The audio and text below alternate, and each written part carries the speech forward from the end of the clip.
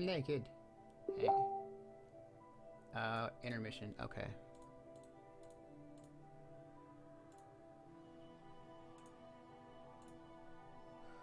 Alright, let's try this again. There we go. Okay. Hello. Hey. Hola. Yo. Hey. What's up? Nothing much. Finally got the Skype volume to work. Adjusting audios. All that good stuff. Cool. Let me just. Okay. There we go. Let's see.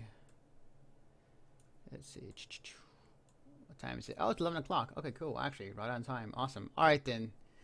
I am going to start the stream proper then. So let me pause the music and roll out the intro.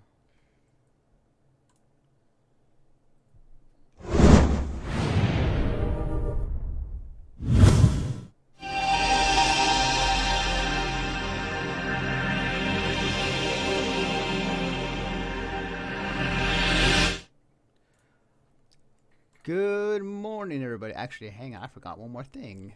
Let me open this up real quick. Recording now. Good morning, everybody. This is Anthony Bjarnes from Mission Star Podcast. Wow. I need to close my blinds. Anyways, we're back. We're here. Another show, another week of Mission Star Podcast. And this time I'm in the driver's seat. No longer was last week's show without me, but I am back.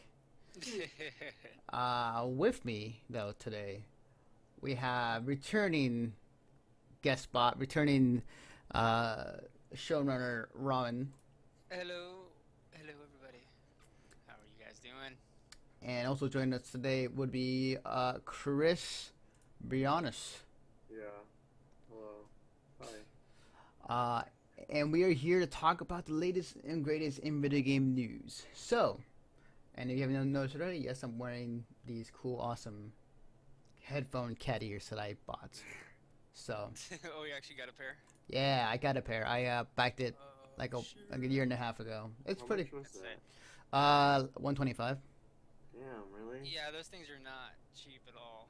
Well, that's a lot, man. Wait. Okay, so I have a question. Like, does the sound output through the top speakers, like the ears? No. Yeah, they do. They do. Oh, do they? Yeah, they do. So the cool thing about these ears, and not to kind of derail this, is that these ears and the top of these speakers do emit sound if I wanted to. They can also glow as well. Holy shit. Yes.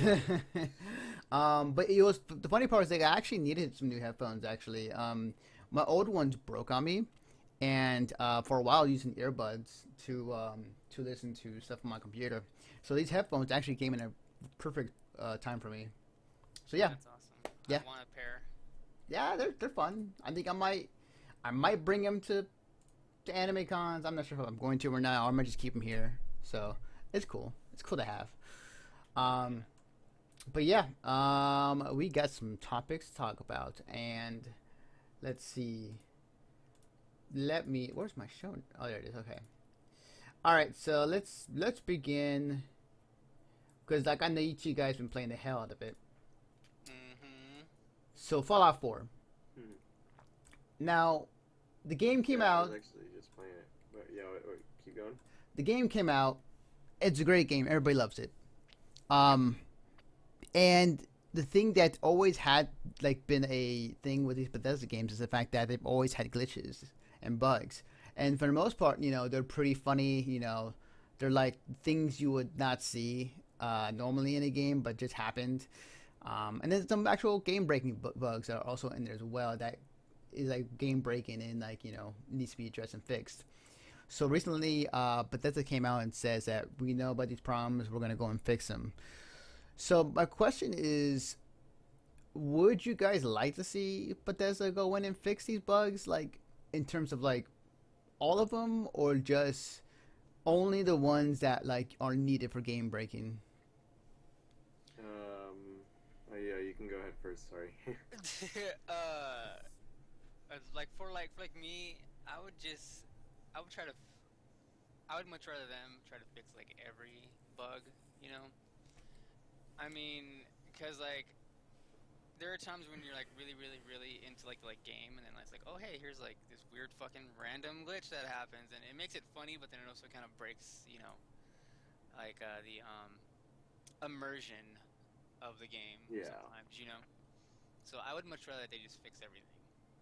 Yeah, I can agree to that. I don't really, I haven't really had many experiences with any glitches in the game or anything per se as far as that goes. Like, I guess the only thing that's been kind of glitchy is I built a farm, or I tried to, and for some reason I can't get my carrots out, and now I can't plant, or I can't like build anything anymore.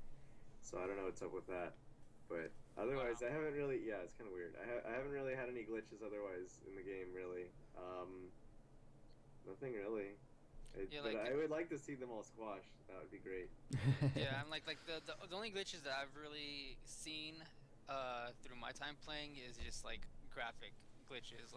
Yeah, Like there'll be times with where like all right, be a character and it's like okay the like textures won't all the way load when you're talking with them or something like that. yeah, Like weird shit like that. yeah, Other than that, I haven't really encountered anything like really, really too game breaking. And as far as I know, there isn't anything that will like impede your progress through the actual game, except for maybe yeah, that one that you're talking about with the whole yeah. planning thing. Well, there is a common glitch that I have seen that I actually encountered was I think I had wetness. One of the settings on for like wetness kind of thing. Anyways, when it was on a rainstorm, for some reason the colors were like white.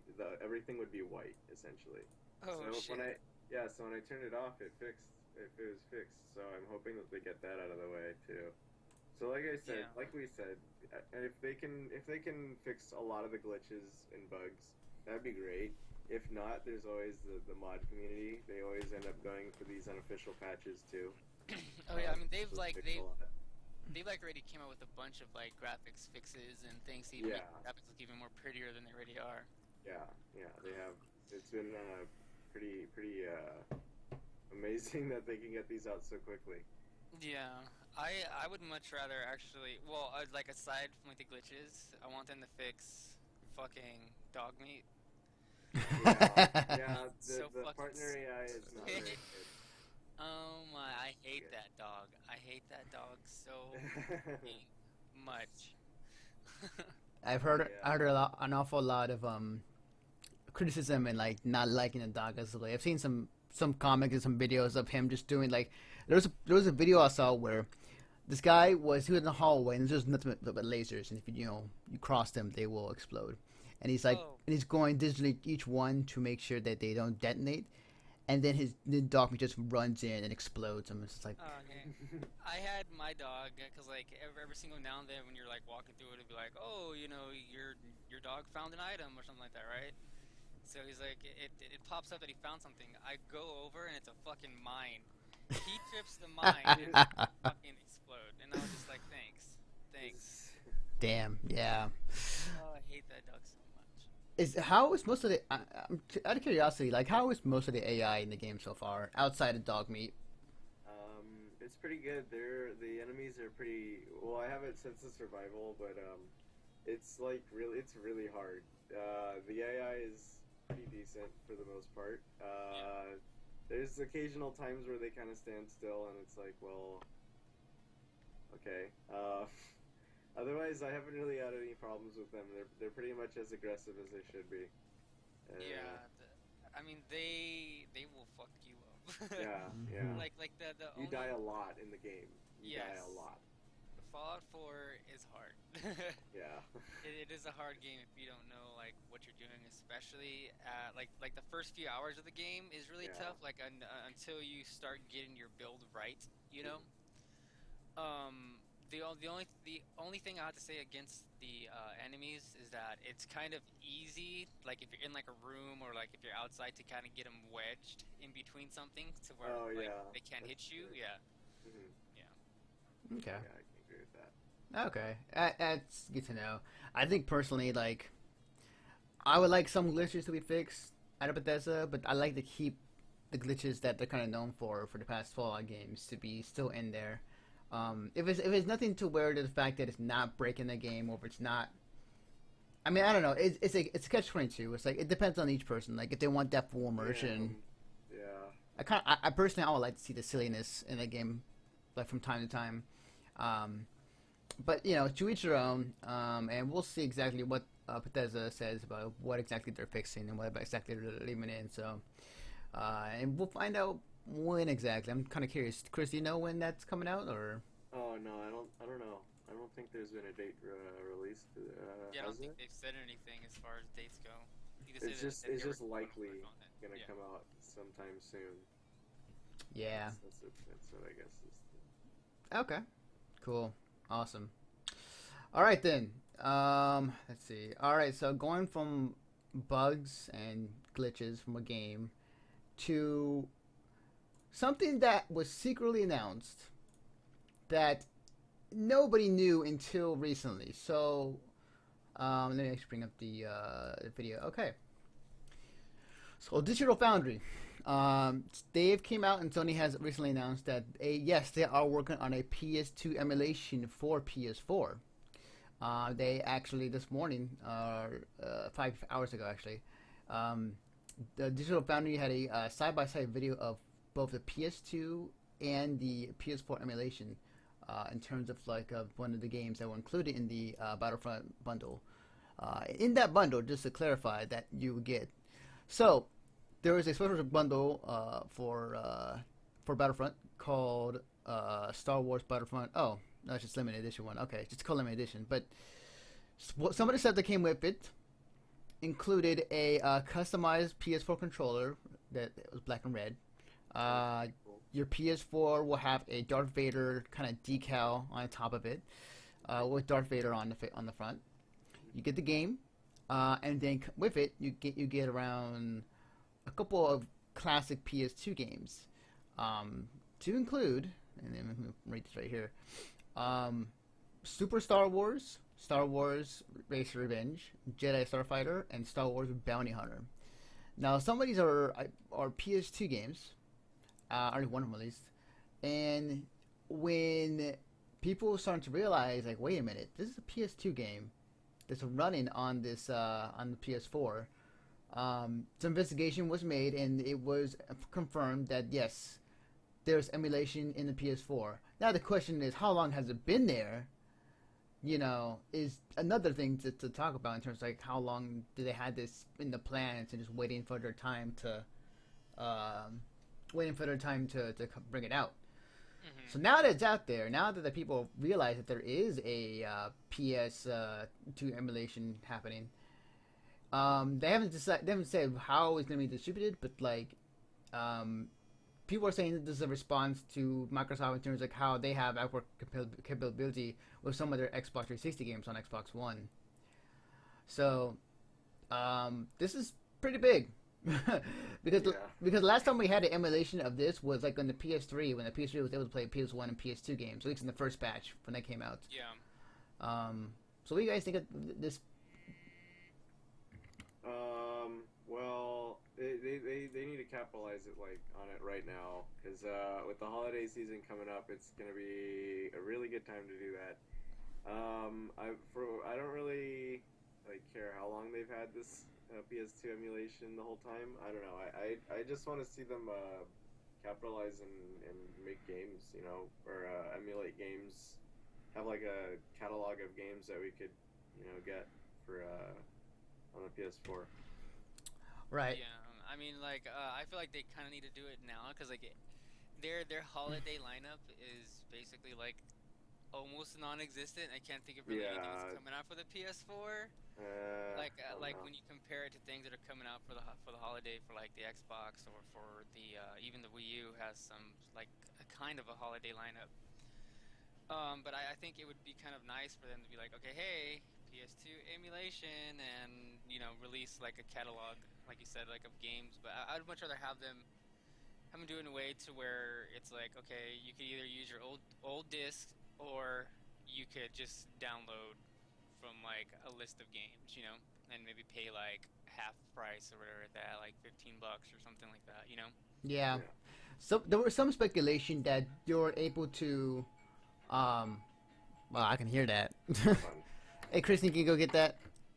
Um, so there was speculation in terms of having PS2 games like the original disc that we played on the PS4, um, and Well, actually, hold on. I don't mean to interrupt, but has Sony came out and said that like this is actually going to be a thing, or is it just something that they discovered in this collection and uh, they're assuming? so speaking of which, uh, it was confirmed. So they confirmed this to the Wired. And I'll read you a small snippet. The snippet was Sony is working on bringing PS2 titles on the PS4. The company confirmed to Wired Thursday evening. Uh, Quote, we are working on utilizing PS2 emulation technology to bring PS2 games forward to the current generation, a Sony representative told Wired via email. We have nothing further to comment at this point in time. So, Oh, okay. So then they are okay. Well, that's pretty cool. yeah. So they are definitely. It is confirmed that there's emulation in the console. The question that I think bring up is how long did they had this emulation in the PS4 console? Um, for when they came out. Yeah. Well, I mean, I kind of. I mean, I don't really know. I mean, it could be something that they've planned to do for like a while or something like that. But seeing as how like the hardware that's in the PS4, it's very similar to a lot of like like like um com setups. You know what I mean? It's like the same thing that I would have in my desktop or like whatever like that, right? Right. And on desktop, there's PS2. You know what I mean? Like I could go and download a PS2 onto my desktop. You know what I mean? So I mean, I Mm-hmm. kind of feel like maybe it might be just something they're just like, all right, let's just do it. The hardware's similar to a PC. A PC can do it, so why not? You know? Right. Right. You know. So I mean, I mean, like I don't know exactly how it works, of course, but I would imagine it's not that hard, seeing how, like I said, the hardware is very similar to a PC. Mm-hmm. The I mean, like the thing about this is like when it comes to emulation is that, um, with the latest generation of consoles, what they've done with emulation is that yeah, they can do it, but what they really want to do is they want to do it to where, um, it's only going to be online and you have to buy the game over again, to play it, and that's their scheme. Like you, Oh yeah, yeah. so I wouldn't doubt the same thing again. I think they'll have some select titles in terms of like which games will be on the PSN store for cheap for Yeah, sale. I mean, I think really like that's like a great idea. I mean, you have this newer gen of younger gamers now, you know what I mean, who maybe have not played like the original God of Wars, you know, like God of War 1 and 2 or Final Fantasy 10, you know what I mean, and they're barely hearing about, these newer games coming out. Right. And I agree. I think that having that, um, not a reminder, but kind of like a history context of like where this game came from, and having Yeah. classic Yeah. games able to buy on their store to kind of like hey, or maybe even like some create like hey, you bought Battlefront, you may also like to play Isn't Star Wars. isn't that kind of weird though that like PS2 considered classic gaming now? It is. Oh We're man, old. we are We're old. fucking old. We are old. I will say. Uh I will say though that out of the entire library during that generation between PS2 and Xbox, the original and GameCube, I think it was at the time.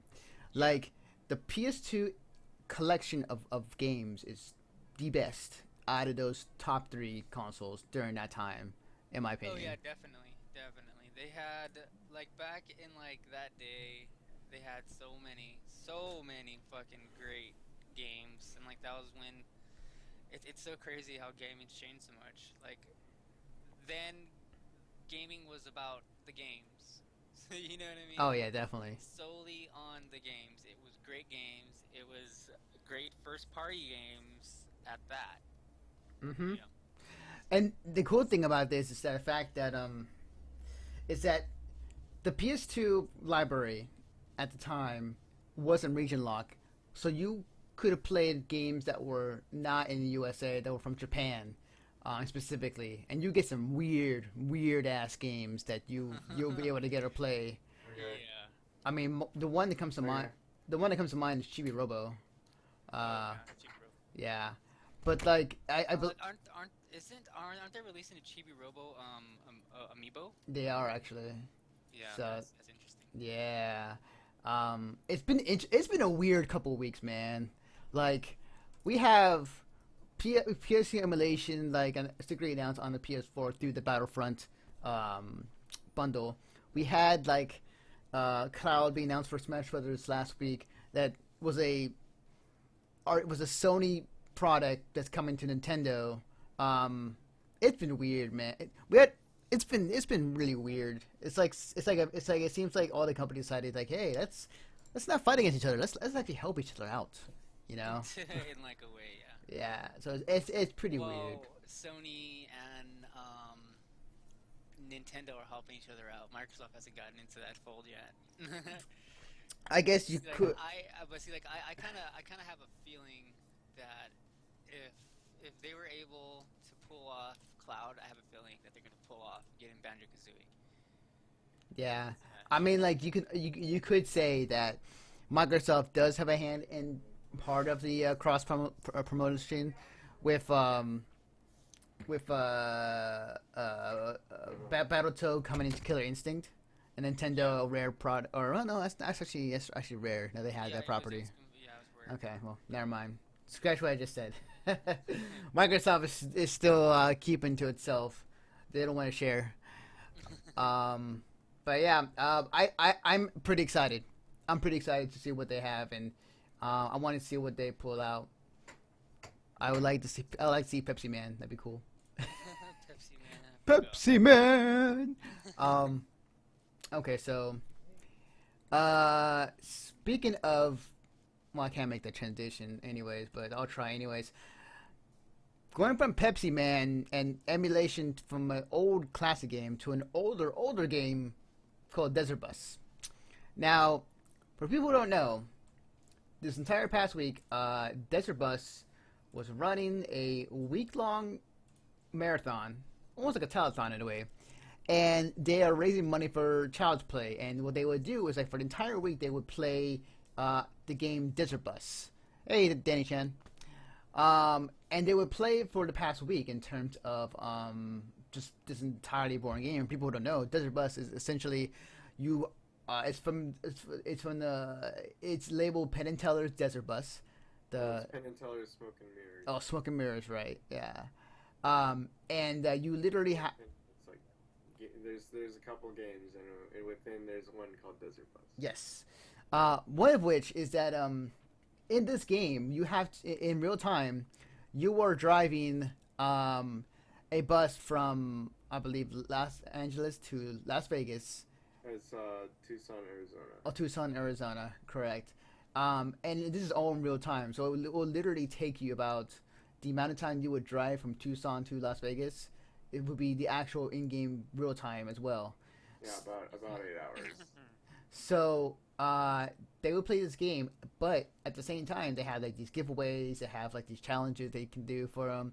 All this other stuff that pretty much entices the person, the viewer, to donate. So recently it just ended, yesterday, last night, and after a full week of this telethon, which if you guys haven't seen it, go check out all the clips on YouTube. I already have everything up on their YouTube channel for Desert Bus 9. But the total amount is $677,188. They've raised for Child's Play in 1 week. Wow. It was nuts. It was really cool, and they do this every year. And it's really cool to see them continue this on. We were one of the sponsors last year, weren't we? We were, yeah. We were sponsored for Desert Bus 8, yes. So, shout outs to them for raising a whole bunch of money for Child's Play. I definitely donated a good amount of money this past week for Child's Play. So, actually, I've been donating a lot of money, actually, as of late to charity as of late. So, yeah. You're a charitable man. Yes. I know. But yeah, like props to them raising that much money, and yeah, man, it was a great event to watch. So, yeah, definitely a good week. Um, any thoughts about that? Just out of curiosity, Chris, Ramen. I watched a little bit of it. I mean, it's pretty cool that Yeah. they're doing that. They continue to do it like every single year, for a good cause. Mm-hmm.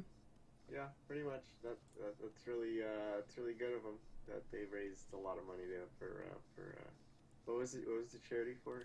Sorry, It's child's play. Yeah, Child's Child's Play. Play. Yeah. Yeah, Oh, okay, for the children, for kids. for the No. for the kids. Yeah, yeah. So Yeah. yeah, no, that's great. That's awesome that they could raise that much. Mm-hmm. Definitely. Um. So going from Child's Play donations and Desert Bus to copyrights. Yeah, we're gonna get old Laurely up in here. Gonna talk with the law, literally. Yay! So recently, and this relates to us into gamers in the sense that they'll have like some companies who have copyright strikes on their videos on YouTube because of like video game content that they don't own, or they're not with a partner like Machinima, or with other MCM partners out there on YouTube. So YouTube recently announced that they are offering to back a handful of videos like copyright protection, in sense that if these handful of videos like go get flagged, they can go to court, and Google is backing them up with over $1 million in Oh money. shit! So here's a quote that I got from Wired.com about this. So, quote, we are offering legal support to a handful of videos that we believe represent clear for uses and have been subjected to DMC takedowns, wrote Fred Vaughn, Google corporate legal director, in a blog post.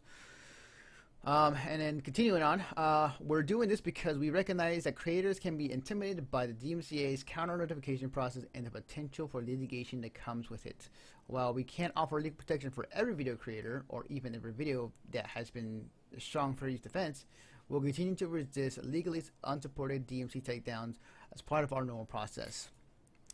So, and I'll see if I can get the videos for like which one are they talking about. So the thing about this is that, and I just listened to the Beastcast talk about this, is that they're only having a handful of selected videos that they can make a perfect case if they DMCA those videos, but for other videos it's still pretty much pretty fair to go put them down for. So it's a small step, but essentially this is a small step towards possibly opening the doors up for other videos to say like, hey, we had this similar situation too, help us out, protect us as well. Yeah. Because that's been the issue for YouTube for such a long time. That's why we don't stream on YouTube. It's because like the music we play now, on the stream, we'll get copyright, and then the stream will go down on YouTube if that ever happens. So like, Well, see, I kind of feel like, okay, there, I feel like there has to be like a little bit more to it, to where it's like, all right, we're gonna help you guys with the whole like legal side of things, but in the end, because eventually it'll probably end up to some kind of settlement or some kind of fee, right? And yeah, I'm pretty sure the reason why they're doing this and they're like, yeah, we'll help you guys out because they probably want a cut of these settlements and of these fines and whatnot. You know what I mean? mm-hmm. Which is probably what's going to end up happening. Like they are going to benefit somehow, and it's probably going to be financially. Yeah. I think money talks in this situation. I think that it does. I think it is a big part of this. Of this this kind of statement saying like, hey, we're back in these handful of videos about. Sounds low in the stream. Let me fix that. Oh, I'm free. Let me actually up that. Okay. But I was just saying like is that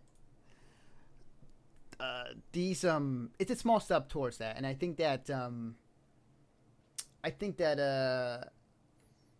I think in the future, maybe if it goes well, it'll help out other, content creators, because like we've seen some companies who like put out bogus claims on some videos. There was a video on my old YouTube channel where I recorded a Naruto gathering at Fanime in 2007, I want to say, or 2008, and Tokyo Pop or some other company in Japan copyrighted it. I tried to argue against it, and nothing came of it. So, like, there are some companies out there who make bogus claims on these videos, which they may have a part in, or may have not any right to say that they own that property, and these Mm-hmm. videos are being taken down because of the system itself on YouTube is taking them down because of a robot is kind of saying like, Yeah, they have like the auto flag feature thing. yeah. You know. So like it, I, it's a step in the right direction, but I want to see more instead of just saying these handful of videos. Which one of the videos was like Jim Sterling's video about a said company, and there's another one about from Pro Jared that he created. So we have to wait and see how this plays out. But like it's basically YouTube's like finally has set stands in a way that people were saying that finally YouTube is standing up for us, which they are in a way because they never had said anything against some of these companies, since that's kind of been their main meat. These companies coming into YouTube and showing up their content, and the whole reason being for the whole notification process if your video has like copyright content in it, and that's the reason why they put it in there because companies were complaining about it. Mm-hmm. So we have to wait and see how this turns out, but I am hopeful that this will eventually spread out to everyone, so that YouTube won't able to DMCA any future video content that said Joe Schmo would do just because he has a song or a clip of a game in it and get taken down for like 10 seconds of it. So Yeah, yeah. I mean, I just kind of feel like they need to really just come out and just say like exactly what is okay and what is not, you know? And if some things are not okay, like it mostly ends up coming down to like music, you know what I mean? So I would like them to maybe like open up something and be like, okay, look, you want to use music like in this or that, well, here's some ways you can do it, you know what I mean? Like here's like a library of music or a site you can go to. hmm yeah, definitely, definitely. So I'm hopeful. I'm hopeful, but we have to wait and see. I mean, it was a big stance, and people were raising the victory flags. It's like, yes, YouTube is finally defending us. In a way, yes, but we have to wait and see how this turns out. So Yeah.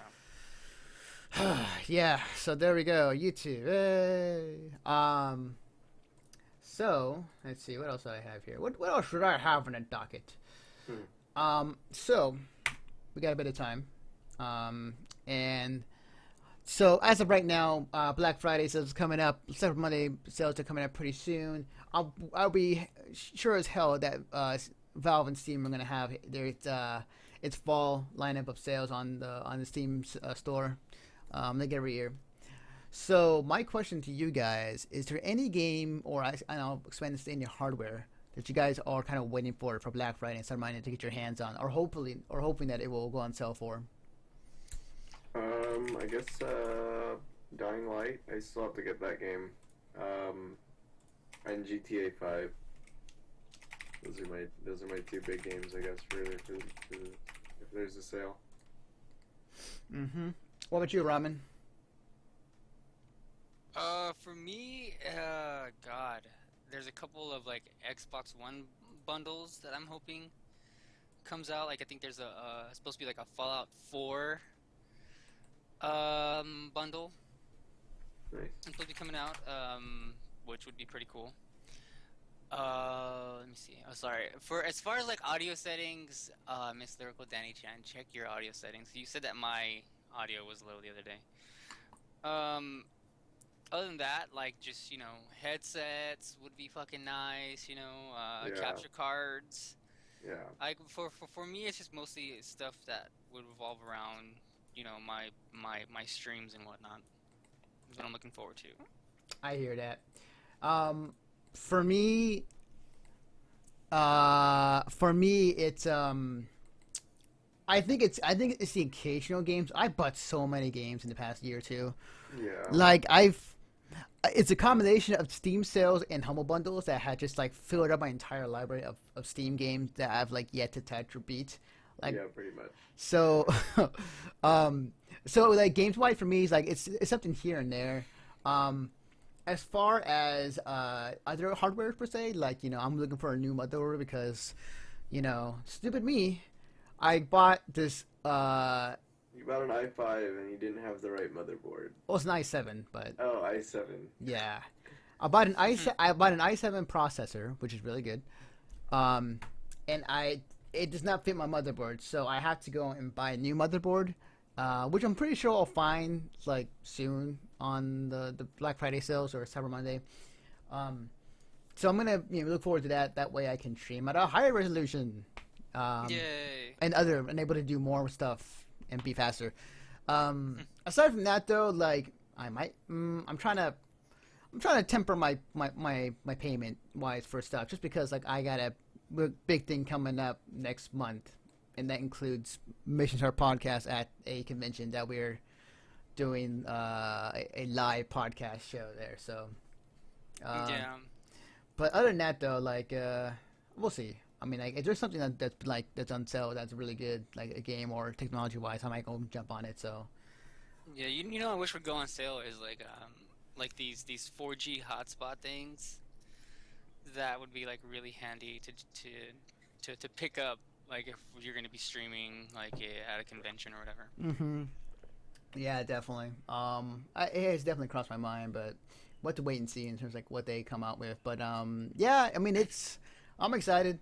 You know, games and technology on sale or whatnot. The consumerism in all of us are just like, yes, take my money. Here it all is. Yes, yes. But yeah. So that's kind of our spiel and our thoughts on some of the tech stuff. Since I don't do this often, as we used to do this back in the heydays of the show. So I know you guys have been playing Fallout 4. Yep. Has there been any other games you've kind of been playing as of late as well? Uh, kind of some Rock Band, kind of some Borderlands pre-sequel. Never finished that one. Hmm. Otherwise, nothing really. Just a lot of Fallout. Mm. Yeah, see, for me it's kind of the same thing. Fallout, and then I started playing Here's a Storm a little bit more.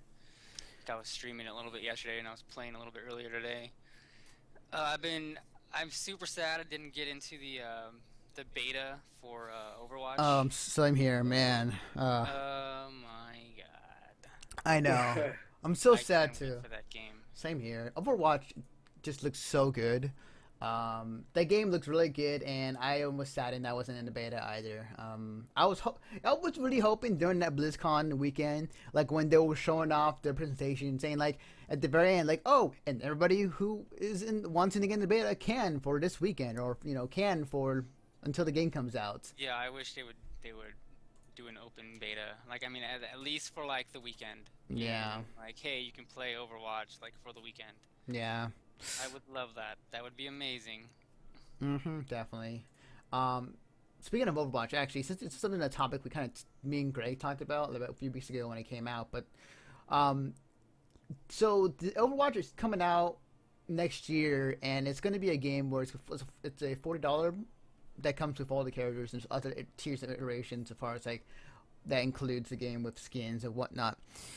One of the things was brought up during that weekend was the fact that Overwatch, like its future heroes, if they decide to add new ones, was going to be they're going to be up for a charge and pay, and people had assumed that this game was a free to play game, just the way it looks and the way that the last two games were in a sense. Yeah. So what do you guys think that? Because like they came out and said like they said like.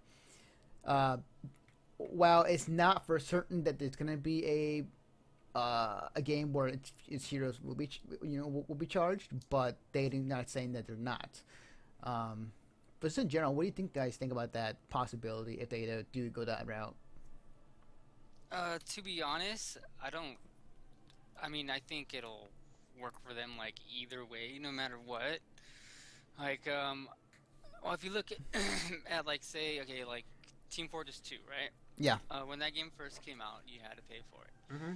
and then over time ended up being a free-to-play game and whatnot. But it didn't hurt the business model like whatsoever. If anything, they started making like more money. Yeah. So I kind of feel like if they were to all of a sudden switch gears and be like, okay, you know what, never mind, it's gonna be free to play, and if you bought the game for $40, you'll get like $40 in-game currency or whatever. You know what I mean? Yeah. I don't really see them losing in any way here, especially with a game that has so much promise in like the the like esports arenas and just like in general like the game, like everybody I've talked to who've been in the beta, they just love it, Yeah, you it know, looks and really like amazing. yeah, so I don't really see them fucking this thing up. Yeah. To be honest with you, like at this point in time. Mm-hmm. Yeah, I think if oh sorry, go ahead. No, go ahead, go for it. I think if the fan base is loyal enough, and knowing Blizzard fans, they probably will be. Where they'll definitely pick up the characters if they have to buy them. Not I mean not without a little little fight. People are probably gonna not like that. Not everybody's gonna like it. With Team Fortress's model is more based along the lines of their like in-game market and their what is it, their hats especially is just Yeah. a charge for the cosmetics. Whereas if they charged for characters, I'm sure people would be pretty upset about that. As far as the Team Fortress 2 community goes, yeah, I guess we'll just have to see with time. I mean, we already kind of saw this happen with Evolve, but that was a little bit of a different case. So we'll just have to see what happens here. Yeah, definitely. I think You know. the one thing, and it's something I brought up, is like, and I kind of thought about it afterwards, and I think I was like kind of wrong on the situation, but it played as a good drama on the show between me and Greg. Um, Oh, like the thing about it is that there, but there will be a competitive side to this game. Like there is a competitive side to CF2. There will be a competitive side to Overwatch in the way that it's formatted, especially with teams. Um, yeah. the thing about it that brought it to mind at the time when we were discussing this is like if these heroes are behind a paywall, and say like these heroes are really really good, and like these heroes aren't able to be accessed, well, via the means of some people who can buy them and who can't. You're dividing your audience for those who can play the base game and those who can play the game with these additional characters that may be very very good, or maybe not at all. Um, Yeah. so like there's been that talk and fear, like like if these heroes are charged and their characters are really good, competitively it's going to be pretty unbalanced in terms of like how are you gonna fight against this matchup if like I don't have this character from the start. Yeah. Well, say I kind of feel like well, like hopefully they'll maybe adopt a kind of system like they have in Heroes, because like basically with Heroes, I mean they release Heroes like it's been like every like month or two that they've been putting out Heroes, and the Heroes when they come out they're usually really good. But the thing about it is like in the game you can keep on playing and you can earn gold. I mean, you earn gold slowly, though, you know what I mean? But after a while of playing the game and going on there and stuff like that, you can earn enough gold to buy heroes. Hmm. So I think with Overwatch's case, it would be smart to kind of do something similar, Right. you know, to have a in-game thing to where you could unlock heroes. I think you might be right, Roman, because like now thinking about it, like the past two games they've released, Hearthstone and Heroes of the Storm, have a very similar model where like you can earn in-game gold through playing matches and able to buy your characters that way or your cards that way, or you can pay money now and get more cards here or a hero you want for money. So I think you're right. if there's any indication from Blizzard from the last two games, I think they will have implement something that is similar to that. I don't see them screwing out of a player a character because you have to pay for it. Yeah, I mean, if I think if like anything, I could kind of see them going the route where like you pay for skins rather than heroes. You know? Mm-hmm. Yeah, and it all depends, and they kind of slightly confirmed and not confirmed. It all depends on how well like the game sells. Like if it's a game that is selling really, really well, like they don't have to worry about making charging heroes for the future. But if it's a game where it's struggling, then it might be a case where hey, we're struggling with money. We need to make some heroes. We need to have them pay. I think either way is fine. Like because like another example of this would be like League of Legends. tongue twister. But basically, it's the same thing with League of Legends. Like they have heroes who are you have to pay for, and that game and that community is huge, and they don't care if you have to pay for it. And that's kind of how it is. And another example is Street Fighter. Many Street Fighter games had DLC characters you had to buy, and some of these characters are actually really good, and some of them are not.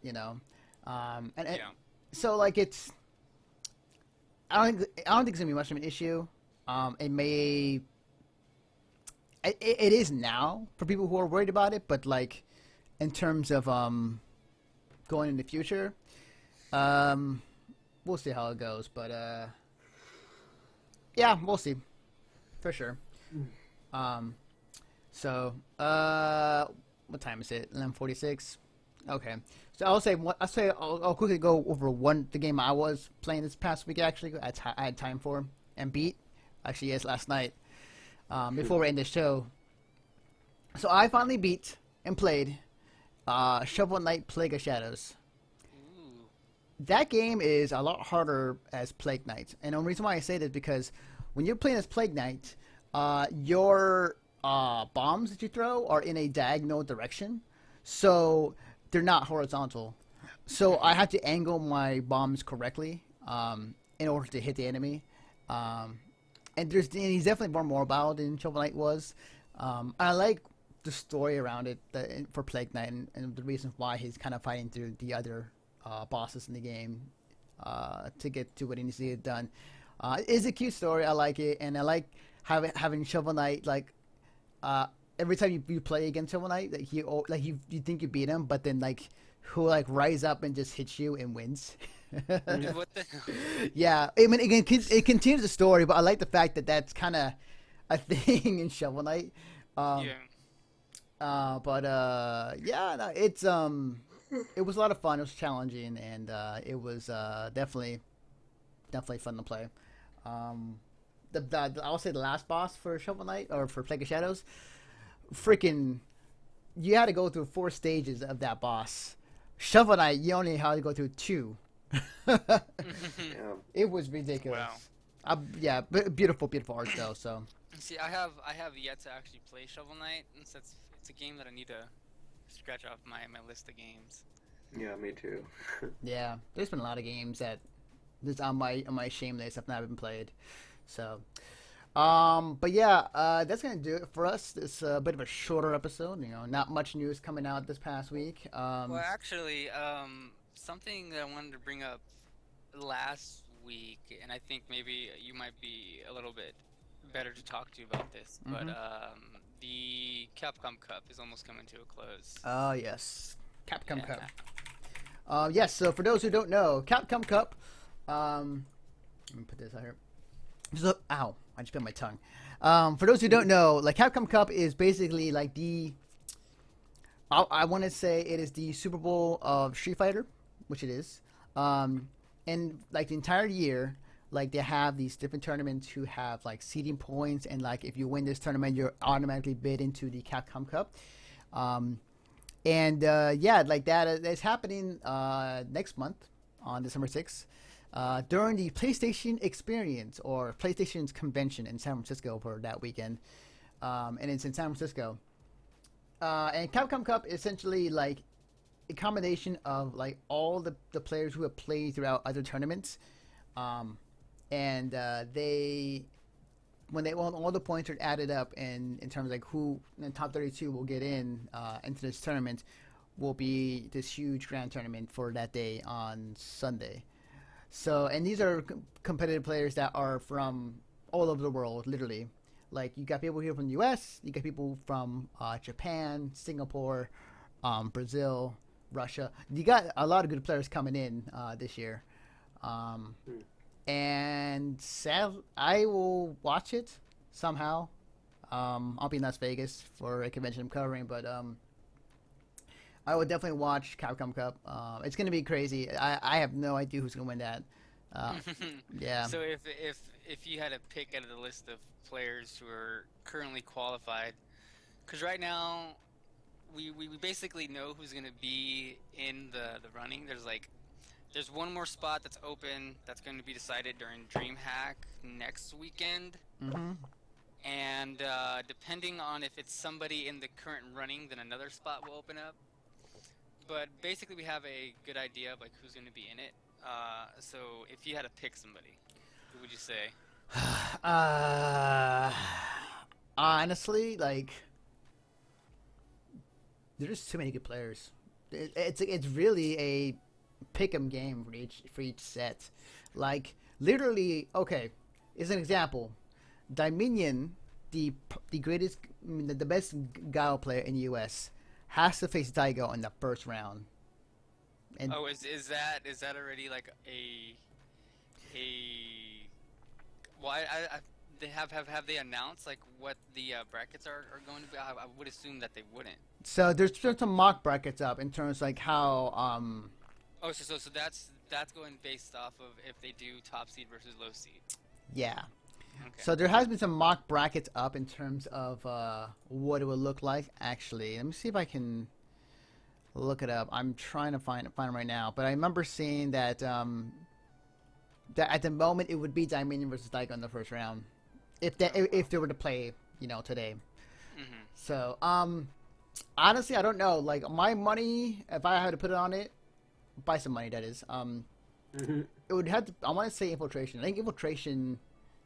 He's really good. He has a good vast knowledge in all the characters, or at least 90% of the cast. And he knows when to. He's not a Akuma Aloyus as he used to be, and he knows how to play each and every character very well at a very low level. So I think Infiltration has a good chance to win it. Yeah, that was actually going to be like my picks are either Infiltration or Gamer V. Yeah, I would say either of them. Right. I mean, we all want Gamer B to win, but that pool of people, those players are just. You thought Evil was tough. It is like literally the best Street Fighter players in the world. Yes. Like this whole list. Like, you can't look at this list of players and be like, oh, but blah, blah, blah isn't in there, or blah, blah, blah isn't in there. It's like, nah, it's really hard to argue with this list of players. Yeah, definitely. It's really tough. Whether the case, the people who are going to be watching or there at the event are going to really enjoy watching Street Fighter that day because it's going to be the best Street Fighter you will ever see at any competitive tournament. Yeah. So I think it's a really great way to close out the Street Fighter 4 series with this. Oh yeah, definitely. Later, it's going to be Street Fighter 5. Definitely. It's going to be an entirely different game, and this is the best send off you can possibly have for Street Fighter 4. Yeah. So, it's been a good run. What has it been like? What since 2009 this game came out? So it's been support. Like yeah. Jesus. So it's been support.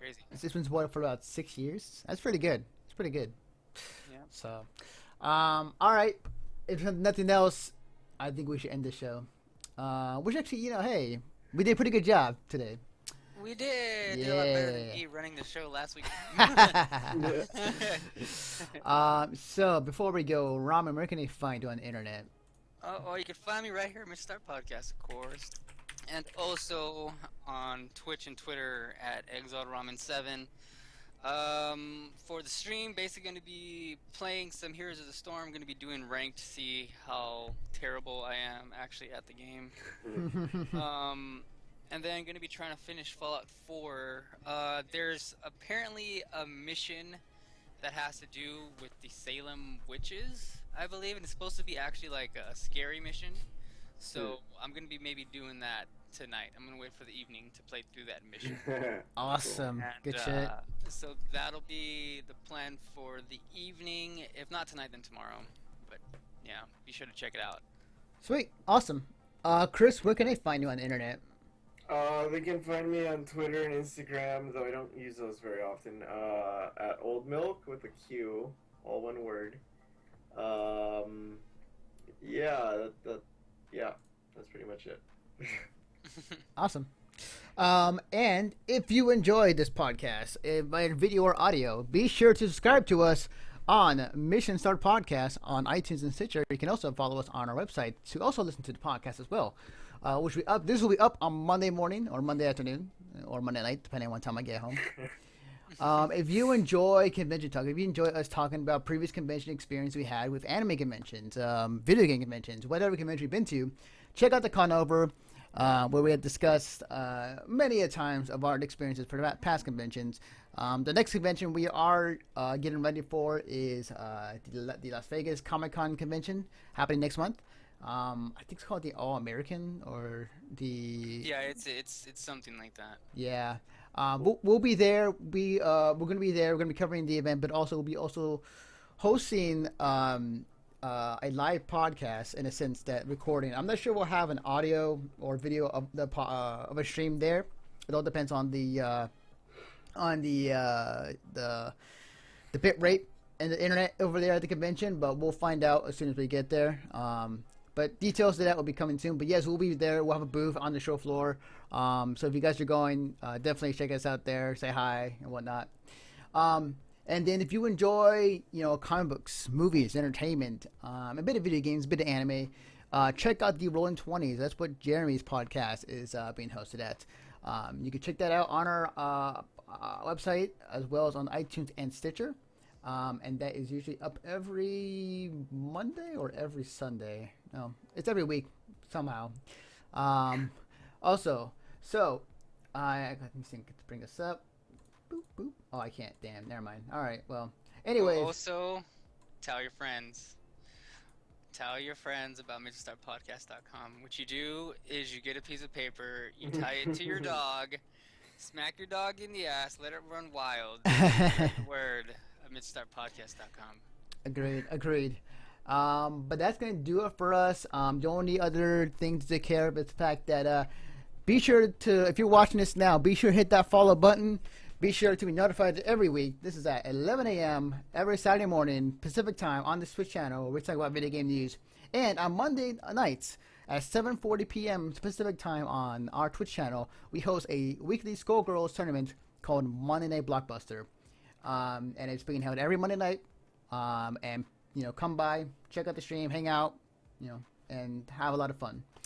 So with that, we'll see you guys next time, and we'll see you guys next week right here, same time, same bat channel.